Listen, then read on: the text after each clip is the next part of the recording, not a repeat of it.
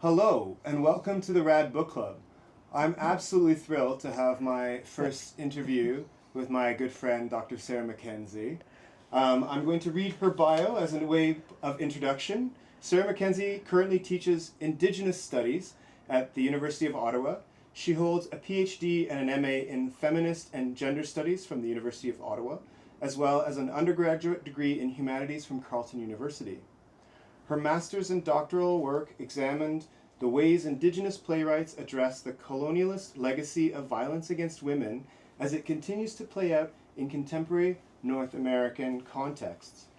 Her first book, Indigenous Women's Theatre in Canada, furthers this research. She has also taught Indigenous Studies at the University of New Brunswick and Sheridan College. Sarah's syncretic identity as the daughter of a Métis Anishinaabe mother and a first-generation Scottish immigrant father is integral to her role as a feminist, anti-racist, academic, researcher, and critic. Her methods of interpretive analysis are thus founded upon a strong commitment to elucidating and subverting colonial transgressions. Now, Sarah, we first met when I was working at the Ottawa Hospital, and when you told me that you'd written a book, I went right out and bought it. Yeah, thanks for doing that. Like a lot of my friends did. I was really thankful for the support and I really appreciated you doing that. And that was a really hard time for us too, right? Because it was a hard time challenging for you, hard time for me, you know, like thankfully my we're body well was past hacked all up. Oh, I forgot. You know what I forgot to do? It's terrible. I forgot to turn the lights on. You'll forgive me, will you? No. I'm new at this, that's for sure. But one of the questions that I always had for you, actually, about the book is why, plays and theater? How did you approach the indigenous struggles for anti-colonialism through the lens of theater? Well, I started first of all, my undergrad, is in, I should be looking this way, but I keep looking at you. Okay. Look at me. Look at him. Okay. Don't look at me. Okay. My undergrad is in classics. So I became obsessed with Greek plays. And wow, were all the men ever afraid of women? And then I wrote a lot about that in my undergrad, right? And my first talk about this book was with Dr. Josh Beer, who is now retired, but great professor. Anyway, so he kind of got me into that, and then I thought, well, I really I want to keep studying. Like I'm not sure which direction to go in. And then the master's program at, it was the first year they had it, the master's program at Ottawa U, thank goodness, then called Women's Studies, opened up. And I thought, okay, how can I keep going with this? And so then I became really obsessed with Thompson Highway. And I am critical of Highway's work because, well, I'm not the only one. I'm not saying I don't love Thompson Highway as a person. He's a great person. And I think that his books and his work are all of it. It's beautiful. But it was an entry point for me, huge entry point. And plus it helped me like refamiliarize myself with my own identity, because the Rad sisters like reminds me of like my mom and her sisters, because like after a point, what are you going to do but laugh? Right? That's what the Rad Sisters is ultimately about. But I do criticize the escalated violence that he portrays. And I mean, Then I moved on to focus on, in my doctorate, on Indigenous women's theater specifically, to see how that was responded to. Was anti-colonialism integral to that work, or was it the kind of thing that you had to sort of draw, lines? Oh, it was integral to it, because theater really is a source of power. Oh yeah, for Indigenous women and Indigenous people generally. But I mean, for a long time they took theater away, right? So without theater, like without the presence of the people who are willing to both perform and write plays.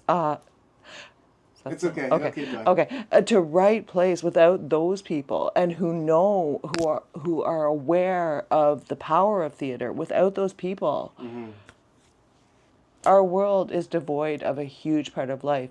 And Indigenous women in particular will use theater as a mechanism of anti-colonialism. For example, Death of a Chief. Yvette Nolan was the director.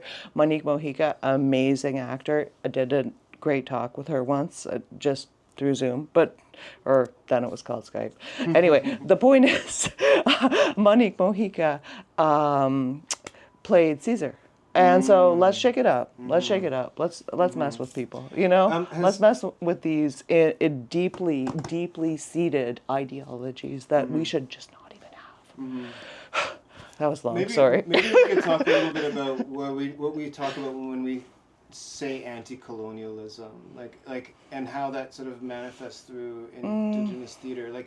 I guess this is a way of identifying and resisting process of colonization. I mean, you start your book sort of detailing the phenomenon of how how Canada was colonized. You introduce part of that, and the importance of Indigenous women at the very founding of the colonial conquest of Canada, and how that their roles changed once white women were being brought in as brides, and women were really left, and their children were left with them. So, yeah, I think it's really important to start there, because there was a period of time, and that book is Canada specific, so I can't really speak too much to other colonized situations. But okay, so for example, during the fur trade, that was the most power women really had, because they knew the routes. And at that time, people, I can't say colonizers. My doctoral supervisor, wonderful woman, got me to stop just saying colonizers. But the white people that came here kind of gave privilege, then took privilege away. So, I'm talking too much about the fur trade. No, that's where we get started, right? Yeah, all right, well... And then the process of power was removed from Indigenous. It was removed, and there was also... I think I do write about that too. There was also enslavement of Indigenous people. I'm not saying Indigenous people didn't also have black slaves later. They did, but... in general, when we look at contemporary theater, we can see a backlash to all of those things. One of the things you also start your book with is around the question of denialism. Oh, yeah.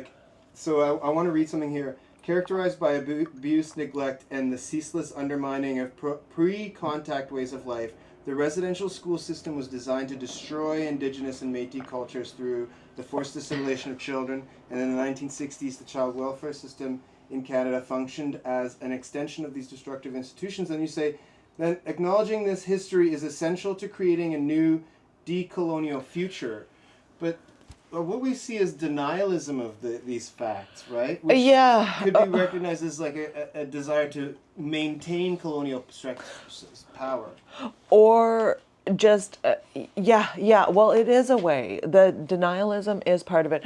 And then other things I've heard, because I'll talk to anybody if they want to talk about this, right? So I've heard, you don't understand. You don't understand. You haven't been on as many reserves as I have.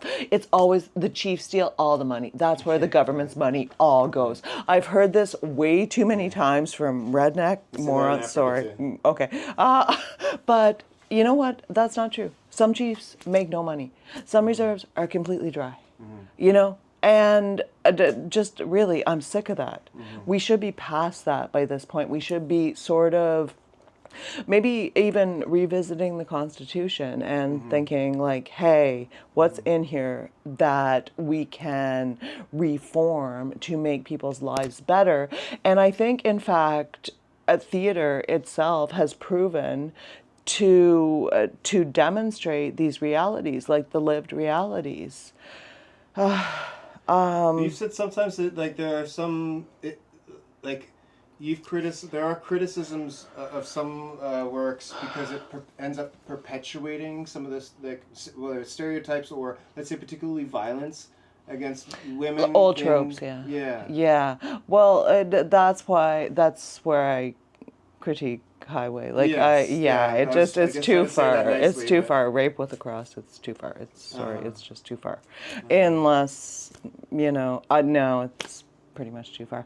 But I do think that take for example, Mary Clemens' play. Okay.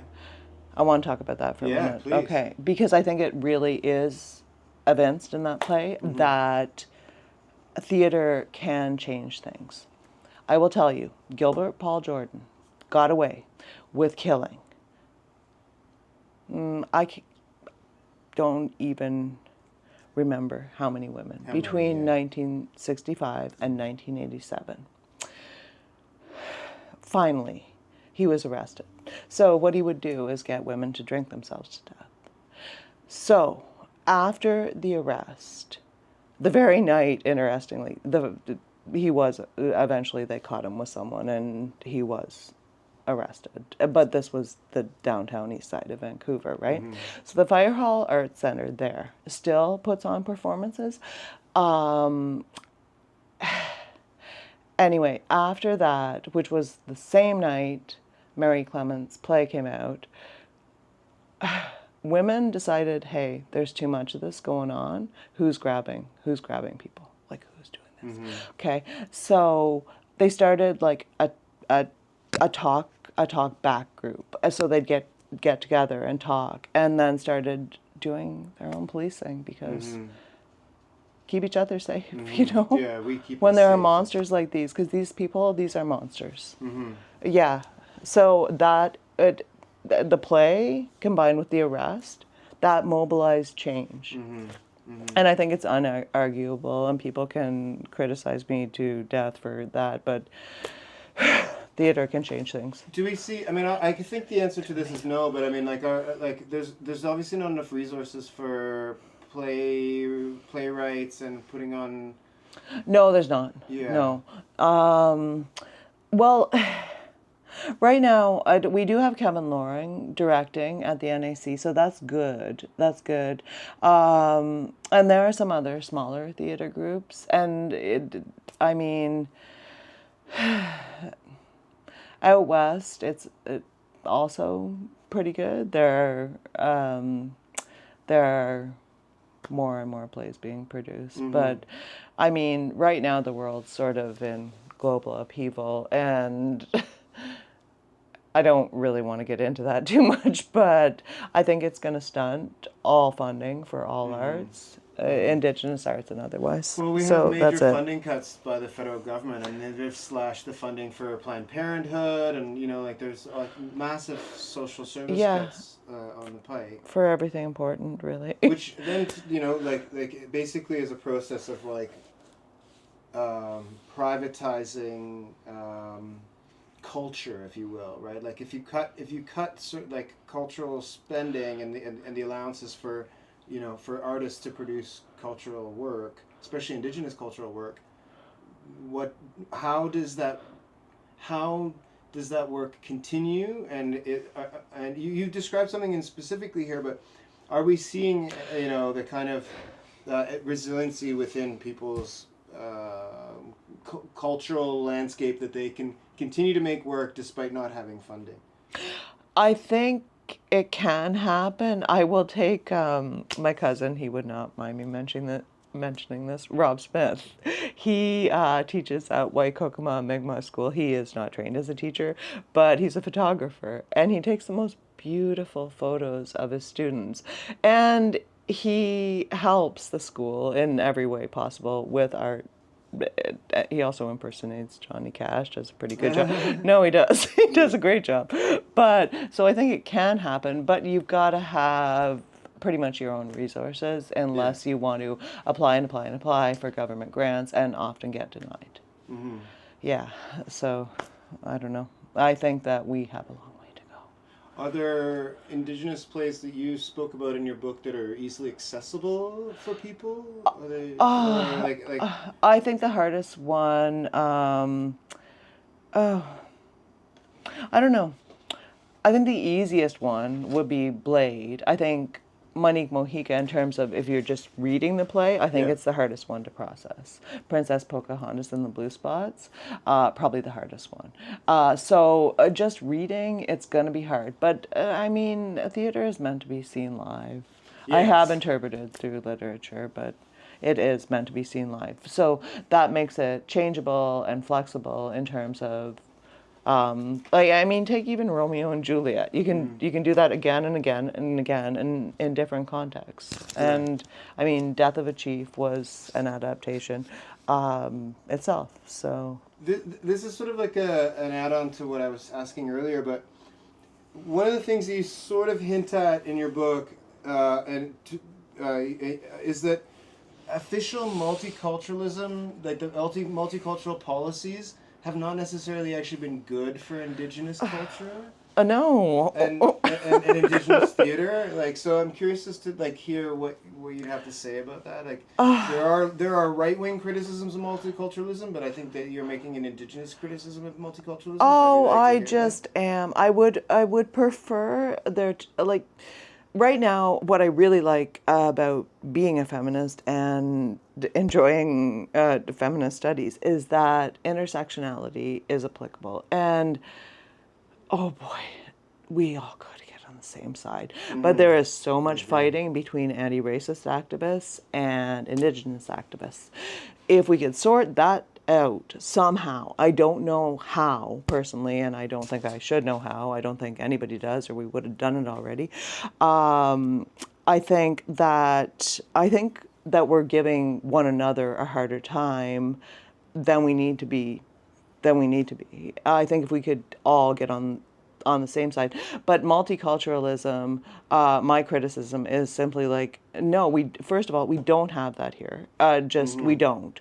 Everyone who is different is somehow exercised from the community of suits. I'm sorry that exist. We live in a world right now here that is profoundly hierarchical, is not improving, is in fact going the opposite way of improving, and poor people and women and unhoused people, trans people under attack. and it's everything. Yeah, it's everything right now. The world is angry. I think that we can get back to a place where it will be okay, but this is going to reach a tipping point. So I don't have a solution to any of these problems. We do have a problem here, though, because no, it's not multicultural. It never really has been. Well, and also to a certain extent, my understanding and my appreciation of an understanding of the official claims of multiculturalism is that it came about in the 1970s as a way of pushing back against Indigenous and uprising. Oh, it was, And, yeah. you know, the Indigenous, Red paper, white paper. The American Indian movement in the U.S. and there were similar uprisings here in Canada at that time, and also like in the U.S. especially, but also here in Canada there were Black liberation struggles. And so, it was those two things went a long way for them to claim, oh, we're a multicultural society, rather than admitting that we're a settler colonialist society, right? Oh, yeah. I think we should just admit it.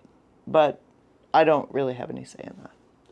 So who do you think does? I mean, I think as an academic, as a professor, you absolutely have the right to. I think I can teach whatever I want. I think people can listen and be receptive to it, or not. But I will always go out of my way to try to promote togetherness, and I think the only way forward is to try to stick together, because murder, we can't be killing each other, we can't be doing that. We're just gonna make things worse. Okay, so it seems obvious, but it's really not anymore. What I guess I'm getting at is I would do anything to make someone understand that the only way we can get through this is to know history. And I don't mean just randomly Google stuff, and I love this person because I just found some page they have on some site. Like I don't really like any of that stuff, but okay. So I think read old books, like even read Hitler's book. Read that. Know. We need to know what we're up against. We need to understand history, or we're not going to fix any of what is going on right now. And some really bad things are still going on. And these things are happening to really good people, and to people who are caring and could, if given the opportunity, do really good work in this world. That's all. I think you're absolutely right. Sorry, Take a moment to have a glass of water, and frankly, I want to take a moment just to double check that everything Make my is face going look well less with the red recording. because I talk a mile a minute. No, you My look head, great. No, I look. It has tomato head. Okay. Happens every time I talk fast. I wanted to touch a little bit on. There's two things I wanted to ask you about: the residential school system and what we do with the denialism that we're seeing among a lot of the white population around the residential school system. I just wanted to get your my response gosh. to that. Okay, well, for starters, D.C. Scott didn't even deny that the kids were being killed. Okay, he is quoted as saying, if more children come out of these schools dead than alive, why are we even taking the Indian out of the child? Right. He didn't want to see the kids killed. He just wanted to white them, I guess. Yeah. Okay. So I think that people need to acknowledge that children were starved, children were raped by largely, actually, the church. I'm sorry, but it was the church. Yeah. And after that, people came home scared. At Thompson Highway, if anyone listens to this and wants to, read his memoir. It's beautiful. He points out the good things he learned, but he doesn't deny that he too and his brother were both subject to sexual abuse in those schools. And people get mad at him for saying that, well, it's good that I learned to play the piano, and it's good, this is good, that it was good. But at the same time, as a child, he was terrorized by a priest. Okay, we cannot be denying this and pretending that like a cult like Catholicism is okay. It is not okay. 100%. It is not okay. And what the church has done, and I think even the Pope knows this, I think what the church has done to Indigenous people is horrible. It's just really bad. So in terms of denying that, there is no denying that. There's and yet no people denying do, that. obviously. I don't know how to that. So what do you think in terms of like these denialists who, like I see it a lot in the National Post, in the mainstream media we see it a lot, and then of course we see it in the comment section by racist Canadians who hate to be called racist but are virulently racist. Well, again, I would go back to like just read, but I know not everybody's going to do that, and they're just going to believe whatever they want because it will justify their moral compass. But personally, I don't think there is any denying it. People came home sick, came home with post-traumatic stress disorder. Or didn't come home at all. Yeah. Okay. So then I have friends that were scooped in the 60s. They're older than me. So there's no freaking denying that. And I think that, as I said, it was an extension, and it's just fact. It's just fact. It's like, okay, so parents came home. But for white people, it isn't fact, though, because it's not lived experience. I think this is part of the problem. For white Canadians, it's not a fact because it wasn't their lived experience. That, I think, is the biggest problem. They have a very hard time believing facts that they weren't taught when they were children. And I think that's another thing, right? I don't know. Indigenous people gave them the land. It's like, no, I mean, this is a lie. We're full of lies, right? We're filled up with lies. Well, I think if it justifies something you want to do, you will lie to yourself. I think people will do that. And this is a big thing, right? Like, nobody wants to accept that, hey, we live in a country where children were starved and murdered and raped. eh? So nobody By wants policy. to Okay, it wasn't policy to it do wasn't. that, but No, it was the recognized result of that policy, and people knew it was going on. Yeah, people did know. People knew what was going on. People knew, and I think like the saddest part of all that is kids. I think some of them could go home for the summer from residential schools. So they'd even be afraid to tell parents. Yeah. Right. I can relate to that. I can understand that, I should say. Yeah. Um, I don't know. I don't know what else to say. People deny a lot of things, but some things are just fact, and fact is fact. So how do we combat that?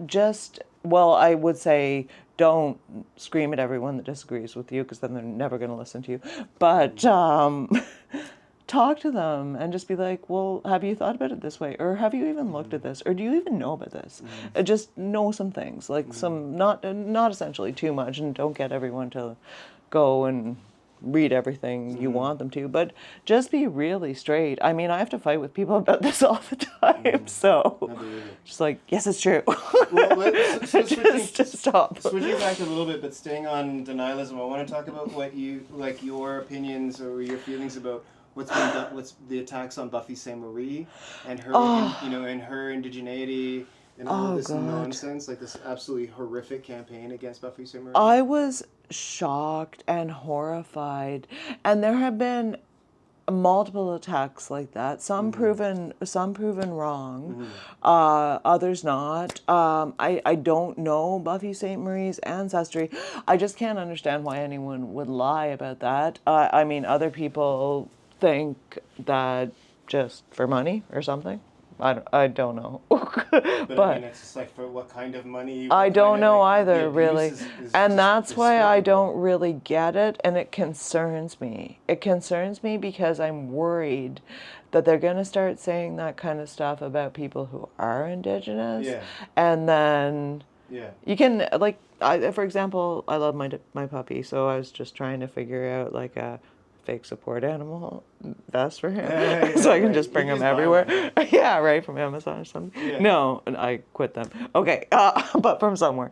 Okay, so like, I'm worried that people are gonna just go and forge birth certificates or find something or get some kind of anger towards someone else going on and decide, oh, I want to ruin this person's life. I think in the case of Buffy Sainte-Marie,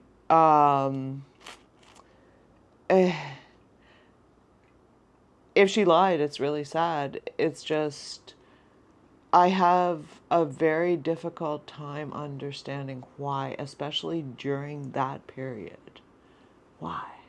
Yeah. I mean, there's no benefit to no, at that situation. time there was no benefit. I think this is part of the reason why I believe her, is that there's no benefit to her in claiming that identity. And then also, frankly, one of the reasons why I believe that she's an Indigenous woman is how terribly she's been treated.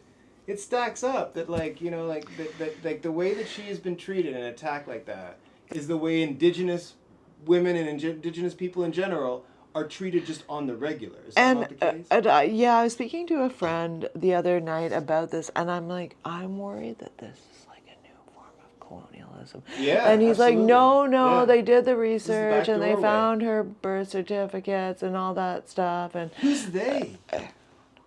Who is they? I know one person that does work on that, but I don't want to even mention the trans investigators, right though, now. right? I mean, these are the people who are, like, make their lives about investigating people, and it's really suspicious to me.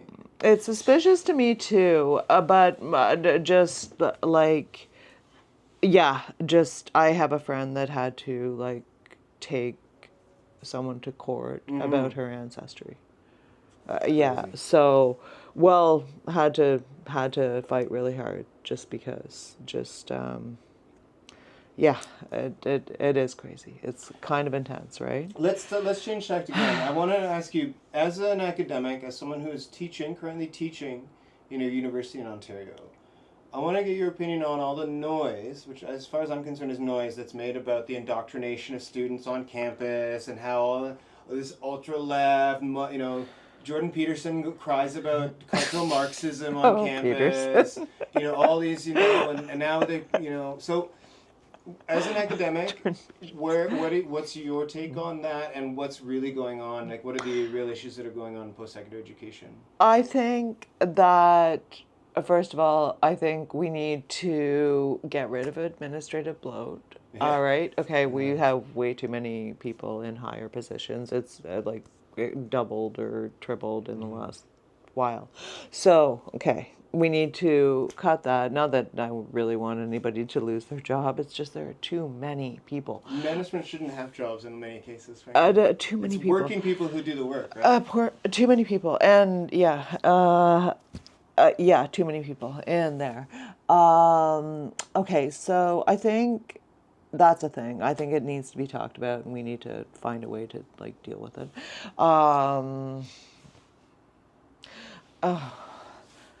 I don't think there's any indoctrination going on. Yeah. I think there's a lot of arguing going on, but really, just and having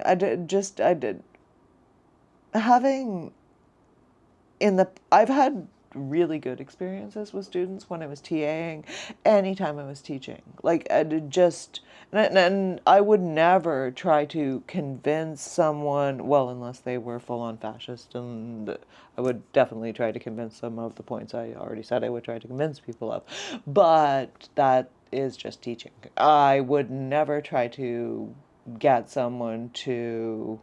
I don't even really know what they mean when they say indoctrination. Like, how many things are taught? Like, is teaching people too much math? Is that indoctrination into math? What if you become a weird physicist? I think the issue is that they don't want people to learn things that change their opinions. They don't want to learn that, you know, that these are stolen lands, that there's genocide here.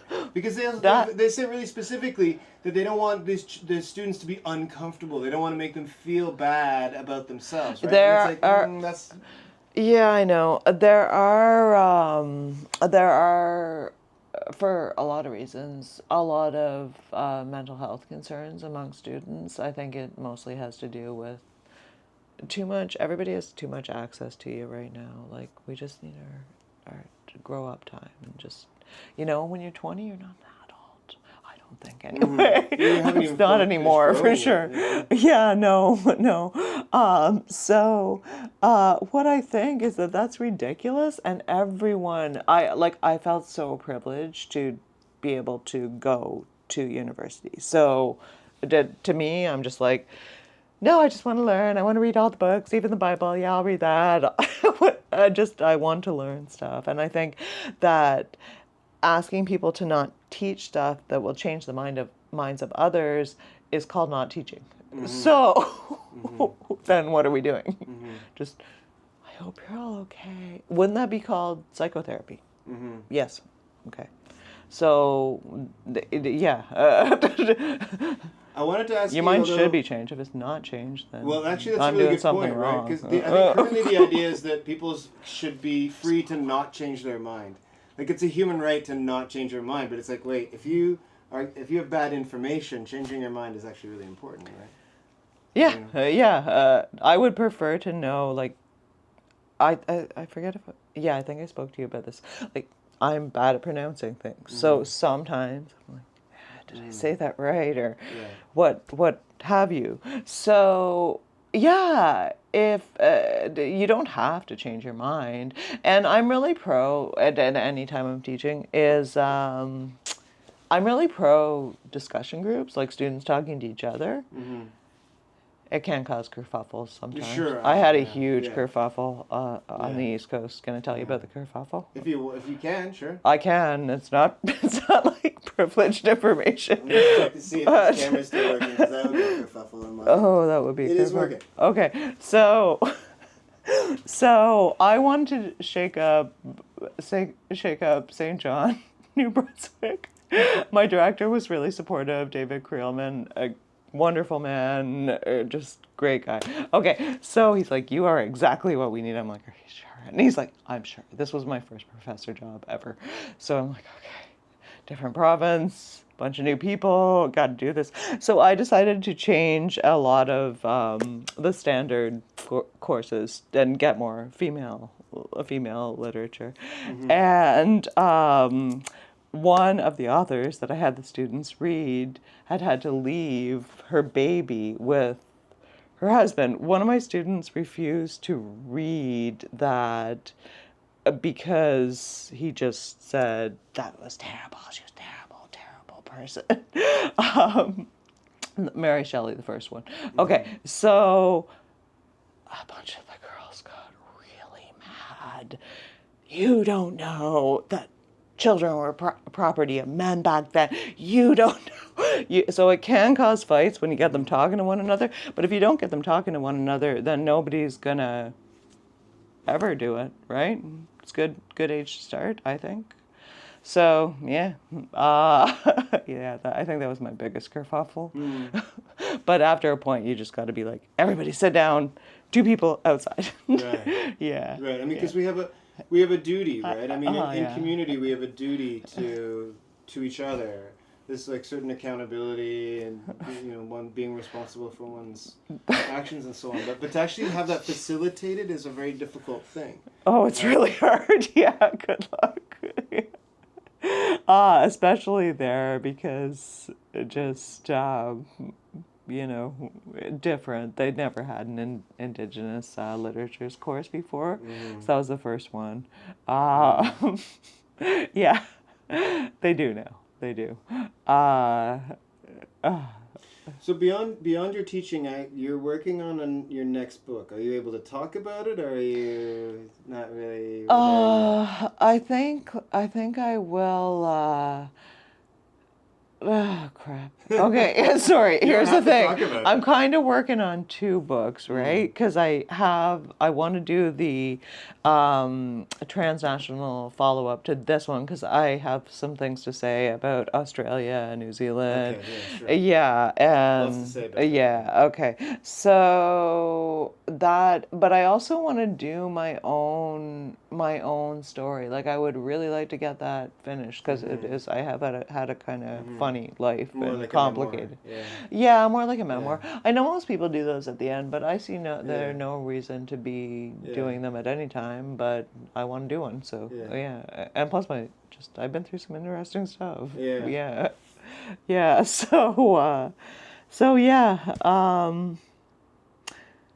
Yeah. I hope everything comes through.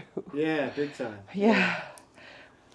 I wanted to ask you one more question about your book. I mean, there's a lot of questions I had about your book, and as you can see, I have like a whole bunch of like marked up files. But we could talk. You and I talk and talk and talk. Yeah.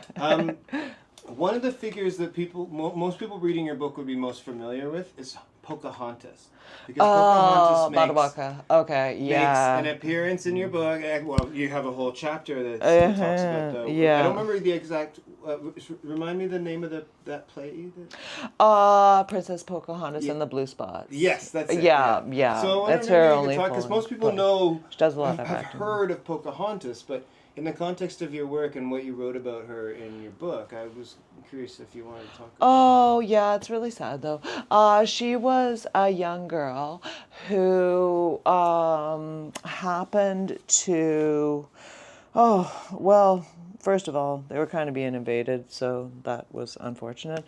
Then she was abducted by another band for a bit. Her dad just said... Well, you stay there. Oh, that gives us leverage for a little while, Right. For a little while. And John Smith, she didn't defend him, and her dad did not kill him. He didn't even leave there with her. She went with John Rolfe, and he grew tobacco. Probably hurt her. She was 13, so I would suspect 12 or 13, and somewhere around there. Yeah, it took her with him. She died of tuberculosis at 21, and I believe they were in the UK. In the UK. Yeah. And yet, when most people think about it, I forget the this name of the Disney graveyard. princess, right? I mean, that's so messed up. That's so messed up. Decolonized, right? Oh yeah. Sorry. Yeah, Okay, I'm stealing your water. I'm sorry. I've been out in the sun like all day. Yeah. Yeah, I'm sorry you didn't bring Keith, but He's chilling. He's home He's chill. I'll take him back rest. out. He likes to go He's to. right here having a rest He likes as to well. go to stores. I'm gonna take him to Shoppers. You know, it's his Nice. favorite place. He's like, Nice. yeah. He likes the air conditioning too. Nice. But I think in some ways that's kind of the expropriation of identity, the expropriation Oh of yeah. culture. This is essentially what your book talks about as a resistance to, essentially. Yeah, and we have to remember. I mean, people didn't know anything about appropriation for a long time. I have an Indigenous friend that when we were teenagers, she rocked Pocahontas. She didn't know. She didn't know. Nobody knew. But the thing is, we have the capacity to learn. Yeah. So we all did. Most of us, anyway. And your book ends up Most being a people part always. of that, right? I mean, your book ends up being a part of the contribution to I that. hope so. I would like to hope so. I hope it does. I don't know for sure. When I first got the 10 copies they gave me, also I would recommend Fernwood or Roseway to anyone for publishing, but yeah, really good people to work with.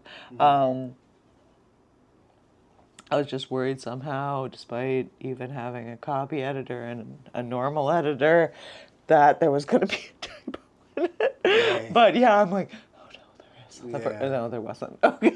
Right. Yeah.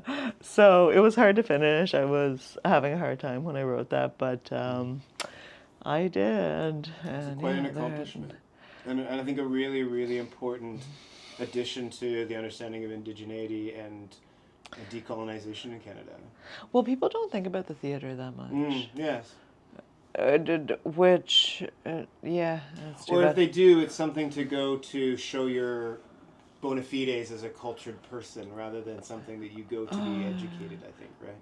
Yeah, but plays do. And I think the last really good one by Mary Clements that I saw, I liked it anyway. My roommate Adam went with me, but I did. It was called the Edward Curtis Project, right? Because Edward Curtis came here and made people dress up like Indigenous. It was like, I'm just going to take all these pictures and then become a famous Yeah, really messed up. But she also brings her own struggles into it.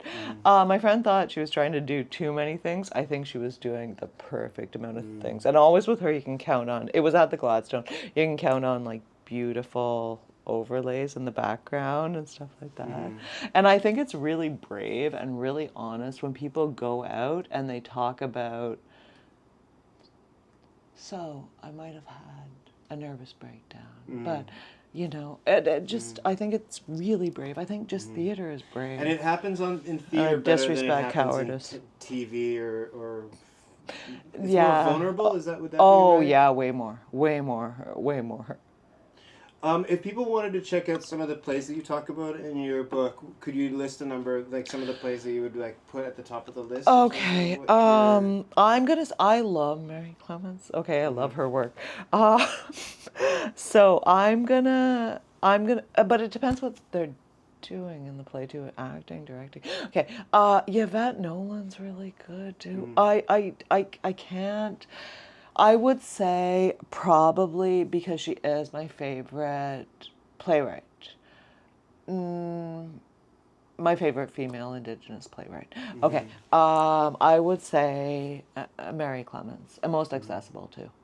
Just for people who are like interested. And people can buy their plays Easily. Yeah, they're available, and you can probably get them from the library. Like, yeah, I would say I think Monique Mojica is a genius. I think if you're just reading it, it's going to be hard. It's probably better to go see her perform. Yvette Nolan, very readable too. It's just I really like Mary Clements, and you're just asking for my opinion, so that's what I'm giving you. There you go, and now you have it. Where can people find this book and your future books? I'm gonna do everything with Fernwood or Roseway. So This one is available pretty much. It's really easy to get. It's still at Chapters or Amazon or whatever. I found it at Perfect Books here in Ottawa. I don't know if It they was still in have stock, it. but I would. that was a few years ago now. Oh yeah, This it was. about 4 Yeah. years ago, I think. Oh God, yeah. Okay, I would also say, just because I like the bookstore a lot, is Octopus Books, and they were the first ones. Because I don't have Instagram, I'm just not cool. I'm not cool enough. Okay, not I'm on not Instagram. cool enough. Okay, so they featured it though. My friend told me, "Hey, your book was featured on Octopus Books Instagram," and I'm like, "Oh, cool! Yeah, Thanks, they're great. Octopus Books." Yeah. So Octopus Books Yeah. would probably get you a copy. Yeah, and they have so many really good events and they're just really good people. They really are, yeah. Sam McKenzie, who wrote on masculinity and Indigenous culture, he teaches the Queenstown.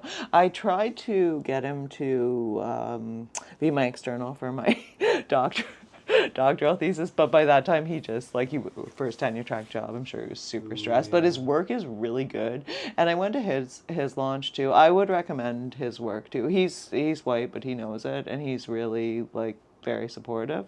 But he does point out hey, this is what white culture did to our men. Yes. Or yes. And I think to a certain extent, I mean, we haven't talked about it in this interview, and I think we're sort of running out of time.